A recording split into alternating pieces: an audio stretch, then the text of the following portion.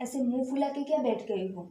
लड़कियों के लिए तो शादी के बाद ससुराल ही सब कुछ होता है, और ऐसी छोटी छोटी बातों में मायके चले आना कोई ठीक बात नहीं है।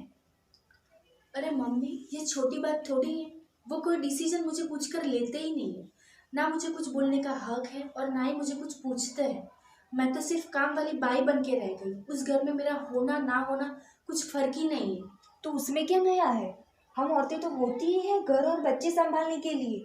और अगर तुम्हारा संसार अच्छे से चलाना है तो आदमी की हाँ में हाँ मिलाने में ही भलाई है, ना कि उनके साथ दलीलबाजी में उतरने में।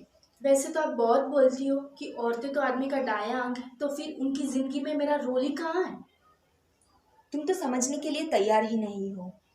तुम्हारा आदमी तुम्हारे साथ मारपीट तो नहीं करता ना? मम्मी, तुम तो वैसे बोल रही हो कि अगर वो मारपीट करता भी हो तो भी तुम मुझे बोल ही दो कि वो मारपीट ही करता है ना, तुम्हें घर से थोड़ी निकाल दिया है। तुम्हें तो समझाना ही बेकार है। देखो, हमने तो तुम्हारी शादी करके हमारी जिम्मेदारी पूरी कर ली है। अब तुम्हारा संसार है, तुम जानो तुम्हें कैसे निभाना है। ओके ठीक है, अगर आपको मैं बोझ लगती हूँ तो मैं चली जाऊंगी ससुराल, और आगे कुछ होता भी है तो मैं खुद देख लूंगी। जो आपने देखा वो कुछ नया नहीं है। अक्सर हमारे आसपास हम ये सब देखते ही हैं।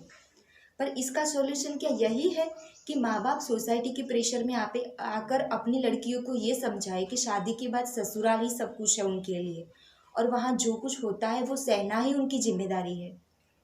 और हाँ, मारपीट करना तो बहुत दूर की बात है, लेकिन लड़कियों को ये अत्याचार भी नहीं सहना चाहिए।